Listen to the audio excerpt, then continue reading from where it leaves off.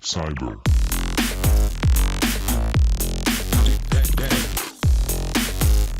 Coming up on today's show, we'll be covering loss of corporate secrets, how an employee leaked classified information to an unauthorised individual, fake social media profiles, how the UK government is responding to this, hackers taking advantage of agricultural technology.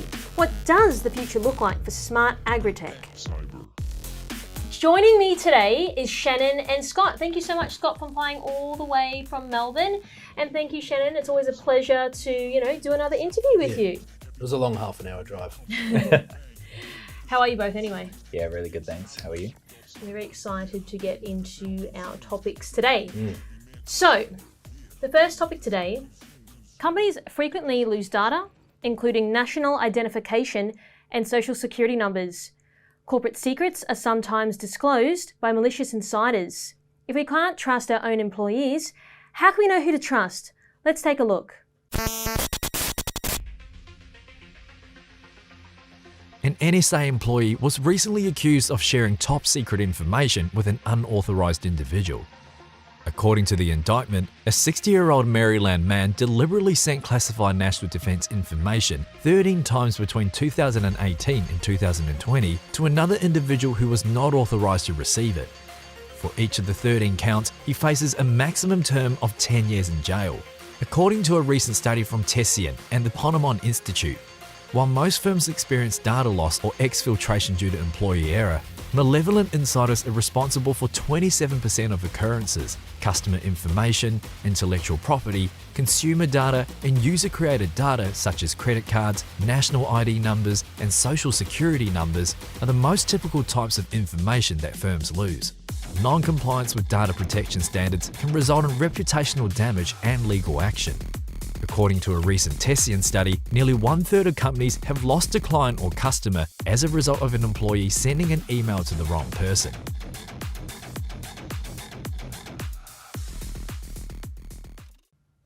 Okay, so when I was reading that news article, it actually rattled me a little bit simply because it obviously was an employee at a government agency. So I'm curious to know from you guys, if that's happening in a government agency, what's going to happen just in a normal company?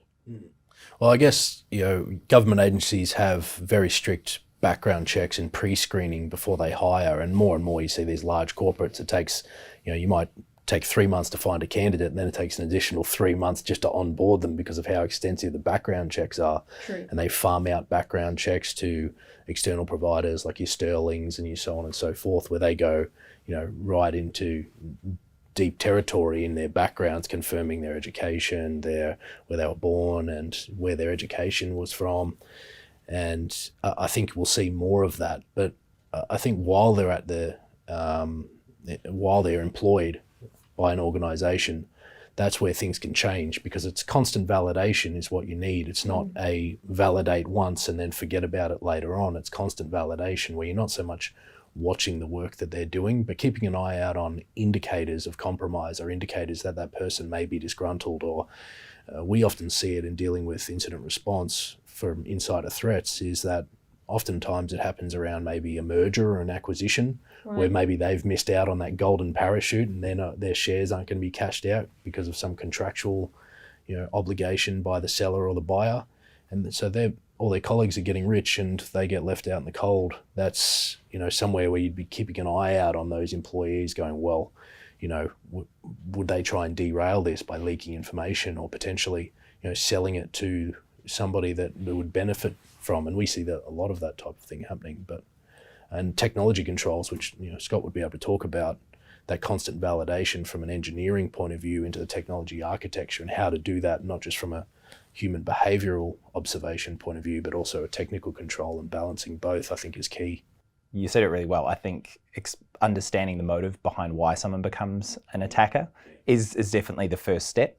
I think beyond that, you can apply some technical controls, and a lot of those controls can be used to stop people doing silly things. I think motivated people will always find a way, and you have to balance that very well. There are controls that you can put in place to watch what people are doing. You also have to have people watching those people. So it becomes a bit of a, how much are you wanting to spend for what your potential risk is? And I think that changes from the type of company, the industry that company's in, and also the types of people, and also where those people are located. I similarly have worked on some engagements where we've had people stealing source code from their company when they left, and we were actually involved in ascertaining who took it and where they took it. And so, yeah, it does happen a lot. But yeah, I would say that the cultural piece for me is probably one that warrants investigation, and also that you should spend a lot of time in. I think trust is one of those things like rapport. It takes a long time to build and can be destroyed in an instant. And so when we look at that, it's like, well, how are you going to deal with that over time? I think, sentiment, measuring sentiment is a really important one, but building and fostering a culture within your business that actually takes on board feedback. You know, right? If you can tell over time if the sentiment's improving or not, and then also taking action to stop those things getting to the point where they actually do essentially become disgruntled. Yeah. And it's a funny point, sorry, Chris, it's about source code. It made me think of, there's like big investment banks that invest in high frequency trading. Right. And a lot of their high frequency trading algorithms they got from open source. And I won't name the organizations, but they'll take open source code, bring it back into their organization and develop it until it's useful by their back end guys. And then, they won't put anything back into that open source, environment. And it's just a take and without any giving. And there's been instances where their developers have gone, well, when they leave that organization, they go, well, I originally got it from open source. In my mind, it is still open source and we should have given it back in the first place. And they'll take that open source with them. And then that organization will sue them for IP theft. And there's a gray area there where, insider threat to an organization might be somebody who is seen as the insider threat doing what they think is morally right or in line with their values. So, it's not always so black and white about who the insider threat might be. That's very true. So, but do you think that, is there always going to be this element that we can't really trust these people? Because, this is a government agency. Yeah. Like, it's one thing like, I stole some source code. Yeah. But it's like another thing when you're leaking government secrets, corporate secrets. Like, how do people manage that? Like, because then there's always going to be this element of risk that, 10% of people are going to do the wrong thing. Like, that's still quite a hard thing to handle at the end of the day. Well, that's true. And I think taking into account human behavior in the design of technology architecture and policies and procedures is something that's missing from a lot of organizations. They do the compliance-driven approach without considering the actual risks. Likewise, the basis of all risk management, and particularly in cyber, is you consider what is most near and dear to you in your organization, your critical assets and data, and you apply the appropriate controls based on your budget. So do you think people don't think about that then? Well, I think they don't consider people enough. I think they think that technology controls are a panacea to all their ills. And they don't consider, like what Scott was talking about, that cultural piece and that ongoing monitoring. And, you can, from a controls point of view, they think that a web filter or an email filter will capture everything, but there's workarounds, where you introduce friction into an employee's workflow, that's where workarounds happen. People are quite ingenious in their laziness, True. or in their, if they want to achieve something, they will. But it's about identifying those characteristics and having that defense in depth of these different controls that cover people, technology, and processes and policies. But do you still think that people don't have this understanding that someone may be an insider threat, whether it's public or private? Yeah, I think they underestimate it. Yeah. Why do you think that's the case, though? I think it's, too trusting? again, human behaviour. They trust employees and they validate once they've done a background check. Why would that person change their allegiances? We pay them well, but they don't see what, something might be a motivator in that person's life. They could be a gambler. They could have bad financial troubles, family troubles. Things like that affect a person's judgment, and they could be approached by a nation state looking to steal IP, or a cyber criminal that might have ransomwared their home environment, and they want access to get into the corporate environment, particularly working from home. They're accessing a corporate device on a home network. That could be a stepping stone into that network. So even if it's not done maliciously, that accidental combined with malicious, there's quite a bit of overlap in controls that prevent that. So what about like the downstream impact? So just so hypothetically, they've got an employee, they do the right criminal background checks to make sure that the employee that they're hiring is good, but then maybe in 3 years they actually compromise a whole agency. So how does that impact businesses and government agencies like long term? Because how do they sort of keep their employees honest? Like, do we have to do constant sort of checks of these people? But then you might get an employee that gets disgruntled by that, and they may think that's really auditing them. I guess that's where, they've got technologies now that is like frictionless monitoring, where it's constant validation and authentication of who they are as a user by just how they type. Their typing speed, how they use the mouse. They take all of these control measures and they ask them to type 10 sentences and use the mouse to do certain activities. It establishes a baseline, and then it's then passwordless. And constant validation. If they're typing things that are outside the norm, or there's keywords there that you want to put in as part of that filter and authentication system, there is technology that is able to do it. It's quite nascent, but it's quite interesting to see that type of technology. And I think more and more we will move towards a passwordless, frictionless authentication method in most environments, and that constant validation is what we need, both of human behavior and of the user's behavior online. Mm-hmm. What do you think about that, Scott? Yeah, we certainly need to move to a biometric or multi authentication mechanism. Yeah, simply relying on what we have now. Simply relying on what we have now isn't good enough. Yeah, the continuous adaptive risk threat model is a good approach as well. Things like identifying when a user logs in, when they perform certain tasks, correlating that with when are they in the office, when are they at home, are they doing it outside of their business hours, can certainly help. But once again, if someone's really going to find a way, they're going to do it.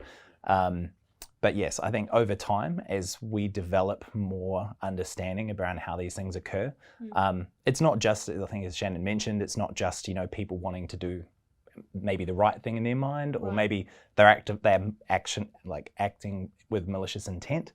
I think as some of those other avenues, like you mentioned, a key one that no one ever talks about is like your home network. People work from home at the moment, or in a lot more than ever before, but I don't think I've ever seen any company say, hey, what does your home network look like? What's your home router?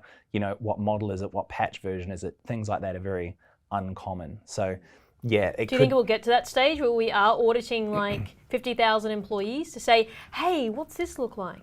I would like to say yes, but I think we've already established that it really comes down to budget, and it comes down to what is the actual perceived risk and what is the impact if something's to go wrong, someone is to access the data that they shouldn't. What does that mean, as we're going to talk about, what's that downstream impact, probably on users more so than companies, I think. So just hold that thought. And to users, what do you mean by that when you say that specifically? When we talk about user information, user that we supply to, every day we supply it to, social media profiles, to the supermarket, we supply it to, the ATO, for example. We're giving up our data, they have it, right? So they can then use it to provide us a service.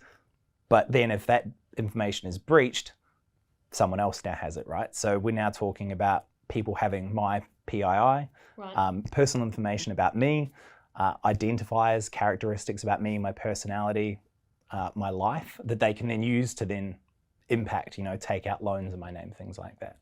Moving on, fake social media profiles on platforms like LinkedIn and Facebook have targeted 10,000 UK citizens, according to MI5.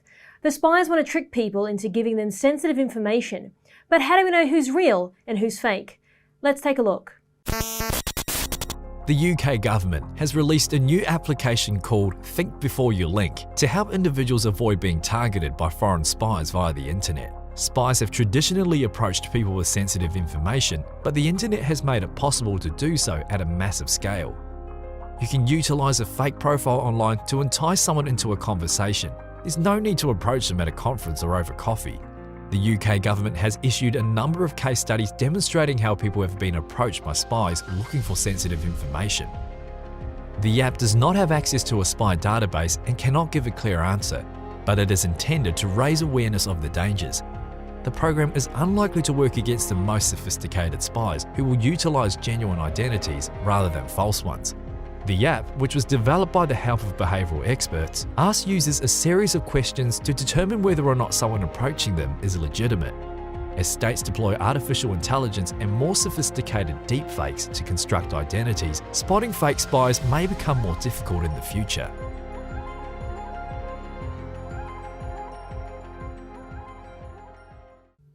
I love this topic. Well, not in like a bad way, but to talk about it. I think it's quite obvious to spot a fake profile, especially like if you're on Instagram or like LinkedIn or whatever. But like, I'm curious to know, like, they're obviously starting to crack down on fake profiles, but what are your thoughts? Let's hear it.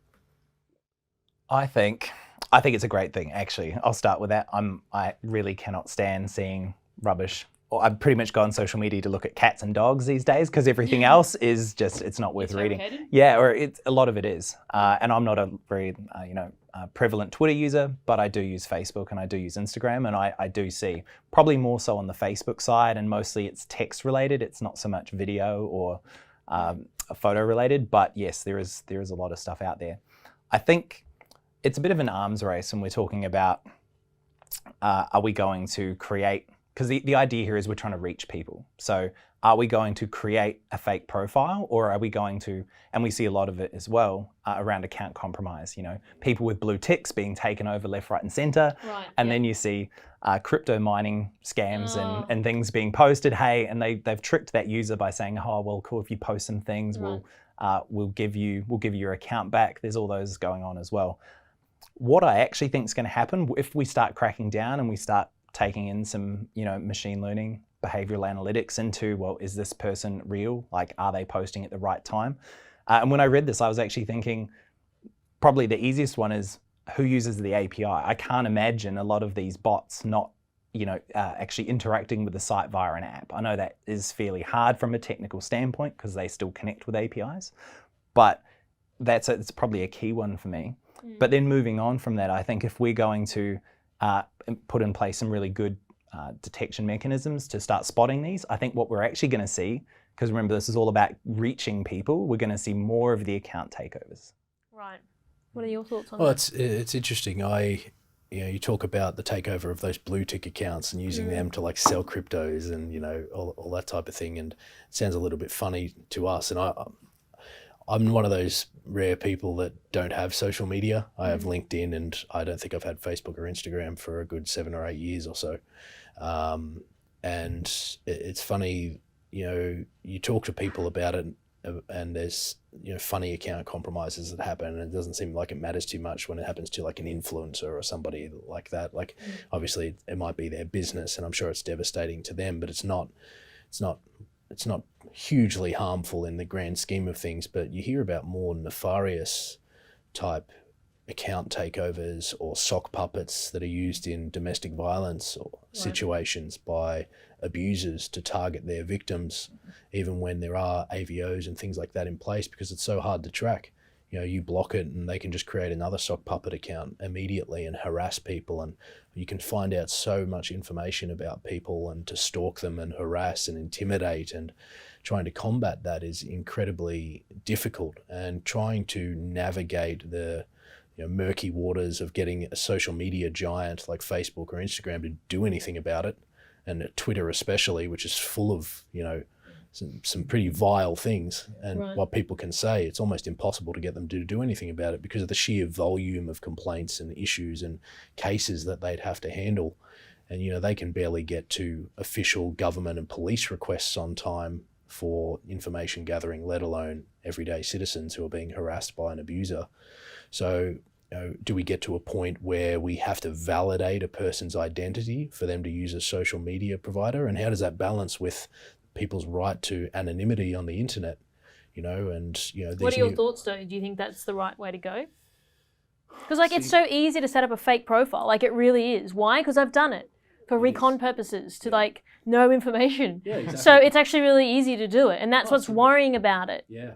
Well, I don't think that validations of people's identity is probably good business for a social media giant, and it's unrealistic. It's nice to think that that would be good. But they'll never do that. No, they'd never do it. And that's the thing, is you've got to come up with realistic solutions, and potentially one is, again, what we spoke about before, is that filters where if there's anything that is using artificial intelligence or even just pure automation to discover keywords that could be perceived as threatening and blocking those automatically. But this is where it gets really dangerous. It's like some people will agree and then some people say, oh, well, it's freedom of speech. Yeah. So how do you, and then how do we sort of navigate what people should and can't say, because then we get into the censorship, the cancel culture, and he said this, she said that. It's really hard then. And then I think it's what's happening at the moment with Twitter. Yeah, and you've got to remember these social media giants, Facebook in particular, they're financially incentivized to promote harmful material, and their algorithms automatically spin it up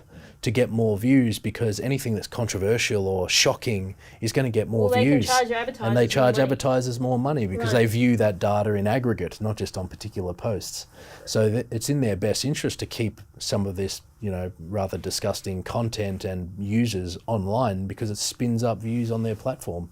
So do you think they'll own responsibility for this, or you just highly doubt it? The only way they will is if they're forced to through By government? By regulation. That's it. Right. Do you think that's going to happen though? I think it's moving that way. Australia's taken some steps towards it, even if it's just around fair taxation, and then there's right to privacy and blocking harmful content. Australia's taken some steps. The EU has taken a lot of steps towards that. America's done nothing about it. I've noticed that through the eSafety Commissioner, but the interesting thing is, it's like, because it's the internet, it's hard to go, oh well, that's across borders. It's not my problem. And then who should be dealing with it? So if you commit a crime in Australia, as you deal with the Australian ramifications. You don't deal with it in the US. So how do you monitor that on the internet? Because anyone can be from anywhere. Exactly, and that's where global regulations are needed in a global regulatory agency. But who chips in for that? Who pays for it? Is America going to be left holding the bag as they usually are to pay for everything, or is China going to step up? Will we even allow China to step up to that plate because of the issues in South China Sea and the saber rattling between America and China? There's so many geopolitical considerations between governments of, okay, well, how do we agree what is a safe cyber environment for global users, and how do we agree on that without taking anything else into account? Do you think people will agree though? Maybe not in our lifetime.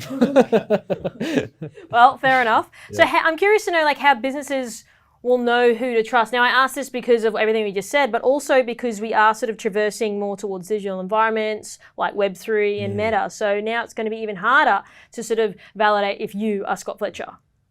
That's right. And you are Scott Fletcher. I am the real Scott Fletcher. I am here in person. There's no one else in my tattoos. It's fine. Look, I think it's one of the cases of if we look at the history of where authentication has come from, because that's what we're really talking about, proving that someone is who they say they are. We started out with your name, then we started out with your name. I'm talking about in the internet world. You had username, password, and then we've kind of progressed along lots of steps. But once again, it's a bit of an arms race here.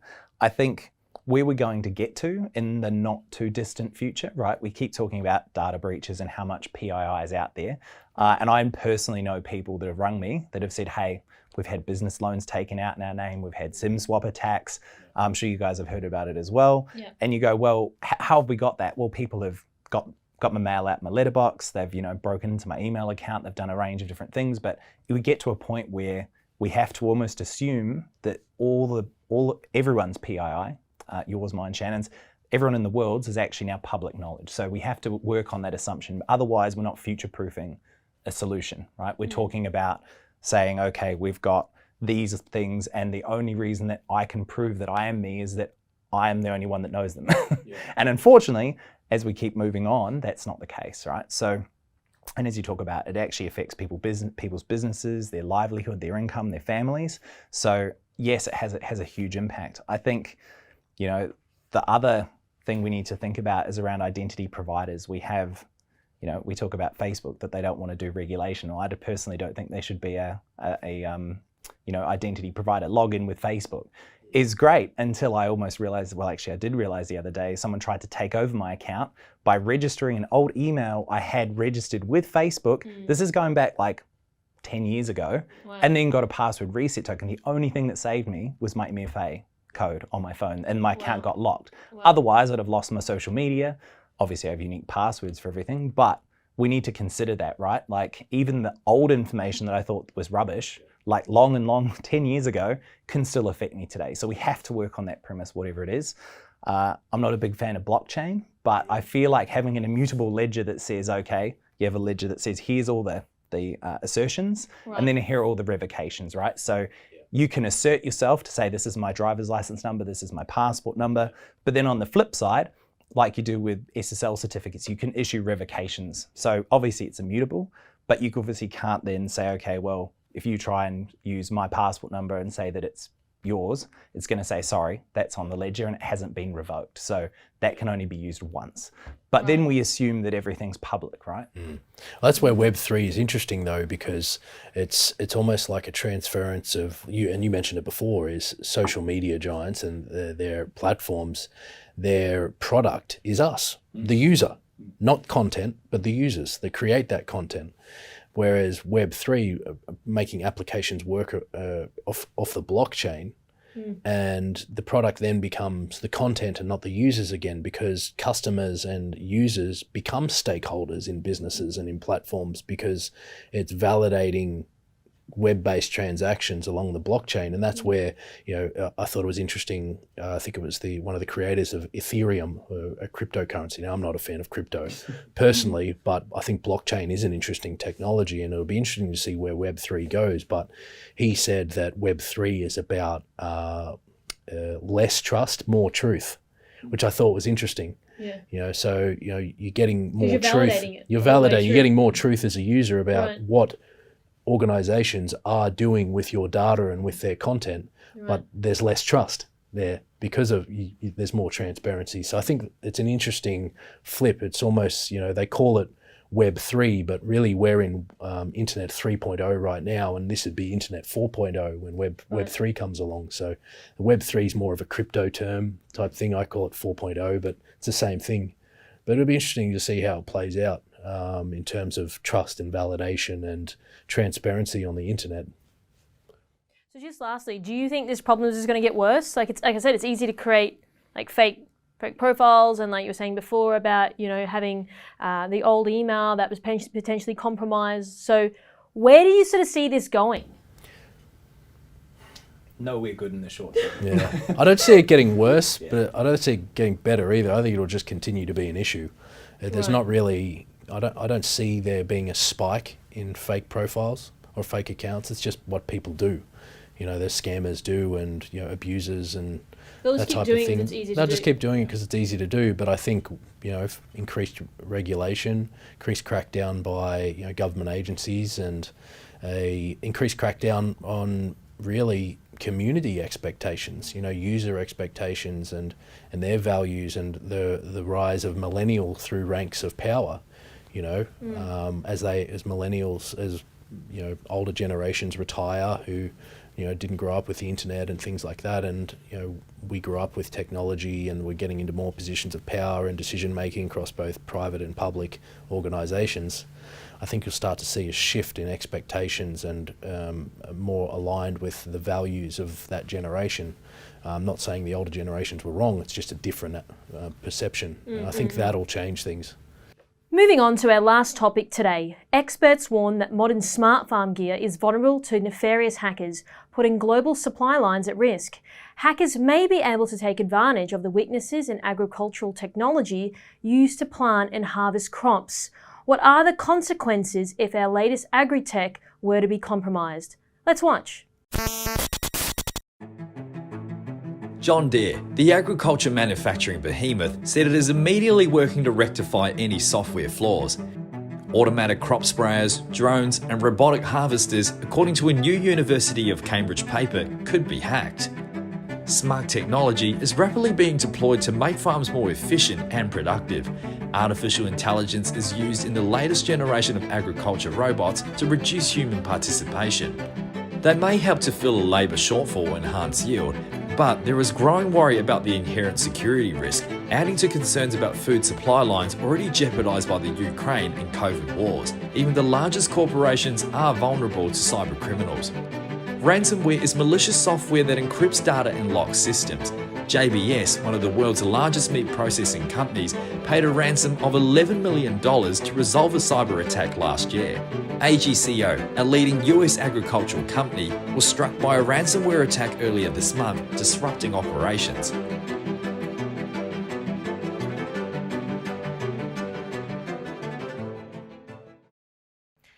That is interesting. Now, we saw when we went through COVID what happened in Australia. We set the trend for the whole toilet paper craziness. So I'm just really keen to understand how this is going to play out. So wherever you want to start, just hit it. Yeah, well, it's interesting. I'm a big fan of agriculture and Agtech. I'm a farmer by trade. I actually was a dairy farmer before I started in this type of career, so very different to what I'm doing now, obviously. But the supply chain impacts are obviously dramatic when anything goes wrong in the agricultural space, whether it be excess tariffs imposed on us by other countries as recompense for something they see as a slight against them. It's happened recently with our grain and meat and wine, or you've got, on the topic of cyber attacks against agricultural companies, I recently worked with a researcher last year who just showed how easy it was to hack major agricultural technology providers, jailbreaking tractors and PLCs in agricultural manufacturing equipment and sprayers. And automation is used heavily in farms these days, automated spraying, harvesting, water and nutrition detection using drones, communications. It's really interesting. Or even just, the old farmer used to walk around with a notebook in his pocket that detailed where his crops are located, when they were last planted, when he needs to rotate crops or rotate cattle, where the fence lines are. Now that's all done through software programs in apps on their phone. But what happens if they suffer a ransomware attack and they no longer have access to that data? They've lost all of that information. Are those platforms, have they been designed with automated backups, daily backups that are, a lot harder to be corrupted should ransomware attacks happen? And the likelihood of it, is, I would question whether agriculture is a significant enough target for the average financially motivated cyber criminal to target, because there's not going to be a lot of gain from that unless you're targeting the really big agricultural companies that do more manufacturing, like meat or wool or grain at the end. Targeting farmers, you're not going to get much money from it. But in the middle of that supply chain, certainly dairy, cereal, bread, things like that, certainly like your sanitariums and your Uncle Toby's, I'm sure they're investing heavily in cybersecurity, but that's not so much agriculture as it is in that middle of that supply chain. So, you got to look at what's most likely and most dangerous. If I was a nation state intent on attacking us, I probably wouldn't target farmers. Trade tariffs hurt them worst and create more disruption. But what I would target for either IP theft or disruption would be that mid-range of that middle of the supply chain, so manufacturers. So yeah, it's interesting. It's certainly concerning, but I don't think that agricultural companies are really that much different than most other companies, and particularly critical infrastructure, where we've the government's recently widened the definition of what is termed or coined critical infrastructure, and certainly manufacturing or agricultural companies, if even one of those massive wheat suppliers or meat or wool went down, that will have a material impact on the populace and on our economy, because Australia has a complete lack of diversity in our economy. We're reliant on, three things: tertiary education, tourism, and agriculture and mining and resources. We lost, 3 out of 4 of those things during the COVID lockdowns. Iron ore saved the country, but, if we lose agriculture, that's going to have material impact to our economy and our populace. So it'll be interesting to see how this area plays out, but they certainly have vulnerabilities. Yeah.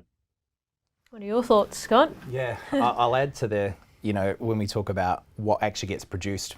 I'm from New Zealand originally. It's very much the same. Like, we export tourism, milk, dairy products, and the All Blacks as well. Russell Crowe, yeah, I suppose.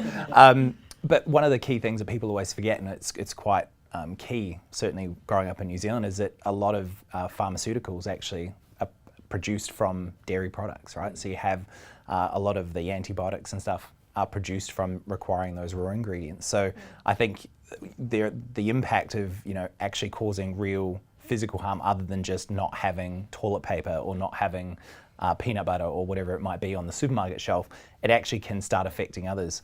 I think when we talk about when we talk about the farmers themselves, I see, there's a huge percentage increase in productivity when we start bringing it into the farm. Right. I think that's where they've gone, okay, it's worth outlaying to have an automated tractor, for example. But the only issue that you really have with those is how do those things receive updates as well? A lot of the, and it's do even- they receive updates?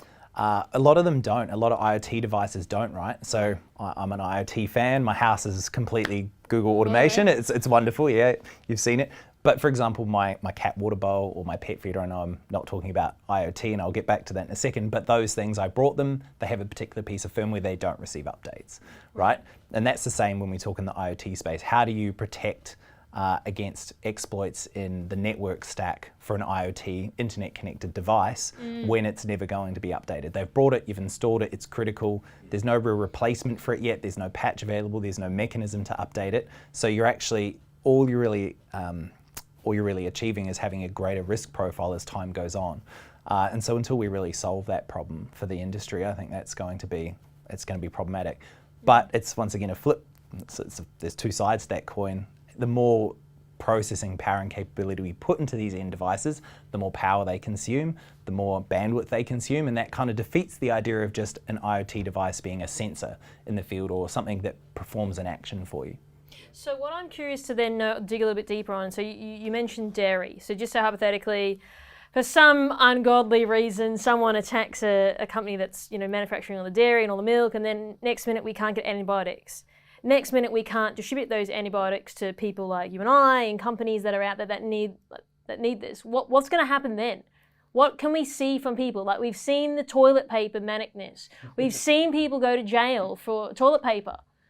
Like, if this is antibiotics, what's going to happen? Push comes to shove. Like, it's going to be. What's going to happen? Well, I'm an optimist, so I would like to think that world trade and free economics will come into play, and we'd actually solve that through partnerships with our close allies. And unfortunately, may or may not actually be the case. I think we're going to live with shortages for the foreseeable future. We see it in cars. My car that I brought 4 years ago is furniture. It's all essentially building materials. When you say foreseeable though, what's the foreseeable? 5 years, 10 years, 50 years? I don't know. Maybe Shannon wants to have a guess at that one. Oh yeah, well, it's anybody's guess really. I think an interesting aside from that, and it stems directly from it. You're talking about toilet paper, and I mean that's just an example. I know, that people yeah, can relate to, and people around the world saw the craziness that happened here in Australia. Yeah, but that fear and uncertainty, it's amazing that geopolitical events and those macroeconomic trends and that uncertainty about COVID and then about toilet paper and supply chain issues, and everybody's hungry for information about interest rates and house prices and fuel prices, and everyone's losing their mind, and cyber criminals are rubbing their hands together because there's a direct correlation and causation between cyber criminal activity and uncertainty and fear in any market, public, private, financial, and residential, house purchasing, everything that people have an interest in. When there's uncertainty around that and a fear and a thirst for information, cyber criminals target it like nobody's business. It just spikes. They prey on these situations. They prey on these situations. It doesn't matter what it is, and you talk about those supply chain issues. Right. That the bigger picture trend is it wouldn't matter what it was. If it causes fear and uncertainty and there's a lack of a particular resource, and we're quite lucky in this country, we don't lack for really anything. No. So when we lose toilet paper, it's like our version of the end of the world, Yeah. People, they were fighting each other in the aisles to get wild. Toilet paper. It was just nuts. We went from being a cohesive nation around the bushfires to fighting each other over toilet paper. Having to appear in court. I've never seen anything like it. It's crazy. But cyber criminals what about prey food, on that. right? Imagine if food. you love your food, Shannon. Yeah. Imagine if you couldn't get meat. Oh my God, I'd fight both of you for a steak. And that's if I ran out today. I'd be fighting you tomorrow. But this is what I'm saying. Like, imagine, and we have quite a small nation. That's what's slightly concerning about the supply chain issue. issues. Like, okay, toilet paper is one thing. When you're getting to food, which is what we need to survive, it could become quite chaotic out there. Or fuel, because fuel will impact, and that we're getting close to that situation. Whereas if, heaven forbid, we enter into an actual armed conflict with a nation, we don't have enough fuel to keep ourselves going. We rely on our fuel reserves from other nations. Right. Jim Nolan spoke about this at length. He was ex-military, an officer, but very, very gifted orator, and he's pinpointed this quite a number of times in the media. But a lack of fuel would have devastating consequences, not only for our military but for our supply chains that rely on trucking and trains. And we are not very good in our use of alternative energies that don't require the fossil fuels. So. But then getting that water supply to the middle of the Northern Territory, because there's cattle farms up there. How's that going to work? Then what happens? The cattle die, we can't get meat to Shannon. Yeah, and the cycle continues. Every stage along that supply chain is impacted by it, and it just gets worse. It's a self-propagating life cycle.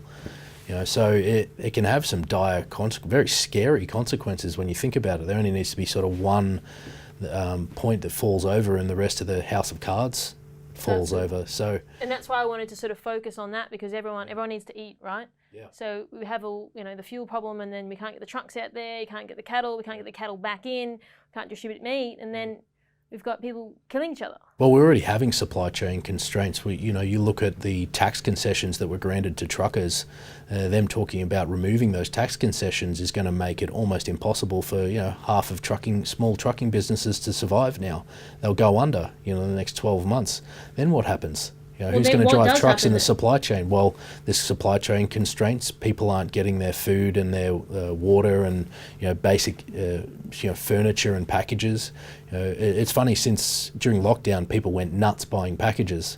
Surprisingly though, since returning to work and a lot of people returning to the office, that package purchasing hasn't slowed down. People are still buying it. So what happens? Where does that get stockpiled in all of the sorting facilities? How do people receive their goods? Even just outside of food, the first world problems, getting the things you ordered off Amazon, is it going to take months? Trucking, our country runs off the back of trucking and transport and rail. And if we don't look after that industry, it affects everything, absolutely everything.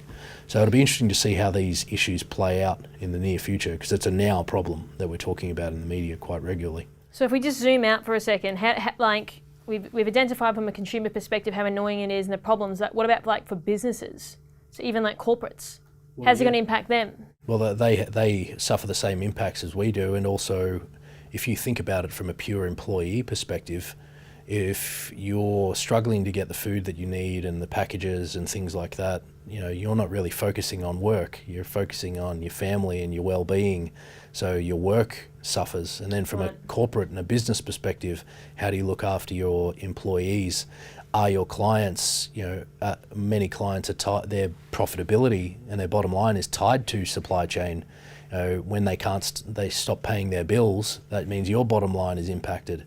How do you ensure that you get paid by vendors? How do your vendors stay solvent, the ones that you rely on for technology or for your systems or for staffing?